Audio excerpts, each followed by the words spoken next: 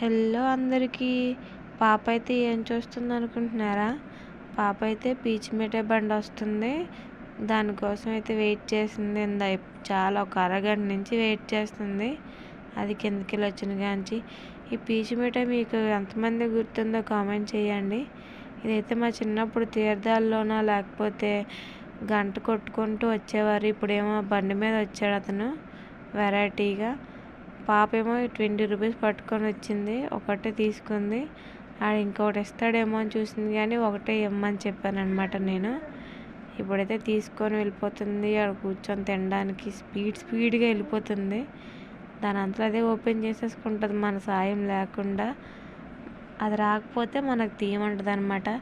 అది స్వీట్ కాబట్టి మనకు అస్సలు ఏమీ అవ్వదు, అదే తినేస్తుంది. చూడండి ఎలా తింటుందో సైలెంట్గా కూర్చొని. బాగుంది అని చెప్తుంది.